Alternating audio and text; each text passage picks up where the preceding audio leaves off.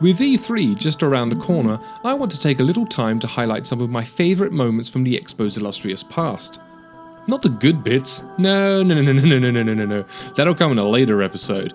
No, I'm going to talk about some of the worst / ill-conceived nuggets of E3 press conference history. Let's get to it.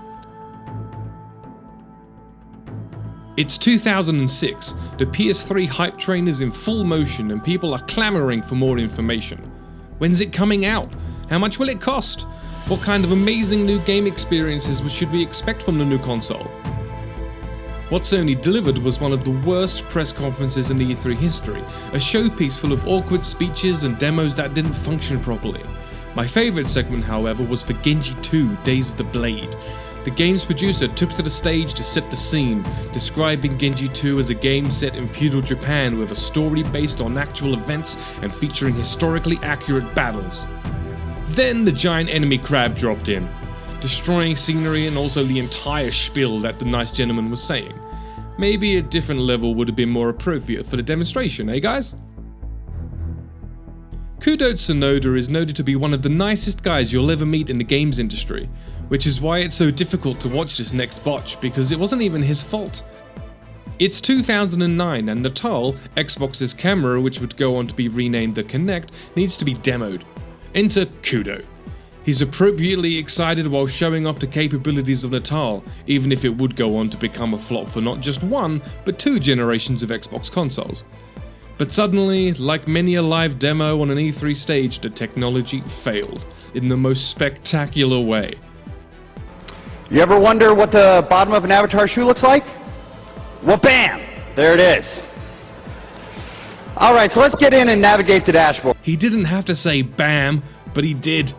And that only served as a great exclamation point on the life of the Kinect. It wasn't even out yet.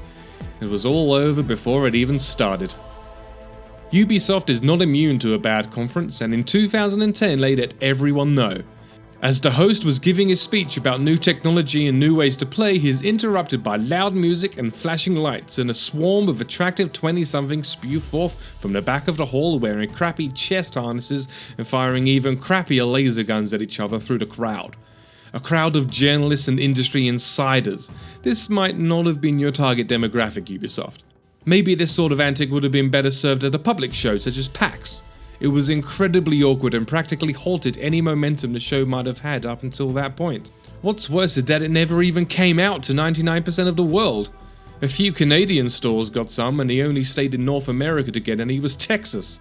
Nowhere else in the world even saw it release. Perhaps that was for the best. Sticking with Ubisoft but jumping forward a year to 2011 takes us to what I believe is the worst hosting of any event ever. Mr. Caffeine managed to single-handedly create more awkward silences and chirping cricket moments with his terrible attempts at comedy than I had ever seen up until that point, and ever since. Although, I wonder what this game would have looked like had we released it long ago. It really was just the same joke over and over and over again. There really isn't much else I can say about Mr. Caffeine's time in E3 Spotlight other than please don't do that to us again, Ubisoft. For this segment, we're going to have to go back in time over 20 years to 1995, the first ever E3. No, still shit. Sorry, Mr. Caffeine. We do have to don our memory hats though as we go all the way back to 95. The Sega Saturn had already released in Japan in November of 94, and in March of 95, Sega announced that it would release in North America on Saturn Day, September 2nd, 1995. Jump forward a few months to May for E3, and Sega's CEO took to the stage and dropped the bomb. Due to popular demand, Sega had already shipped 30,000 Saturns to retailers for immediate release. The Sega Saturn was officially out. No hype train, no 6 months of drip feeding info, it was just out. It sucks I have to feature this moment here because the surprise really was actually kind of awesome. Unfortunately, it spelled the beginning of the end for Sega, as the plan was to get the drop on the upcoming PlayStation for newcomers of the gaming scene, Sony. Clearly, it didn't work, and Sony remains a gaming juggernaut to this day. Sony are definitely not without fault, however, as I showed you all earlier. I'm going to leave you with my favourite failure of E3 though, brought to you again by Sony in 2006. Again. It's the end of a 2-hour press conference. Giant enemy crabs have been slain, motion controls have proven once again to be stupid unless done by Nintendo, and people's asses have started to go numb. All they wanted was a release date and a price, and boy did they get the price. After much teasing and dodging, it happened. It was on the screen and it lingered like a bad fart.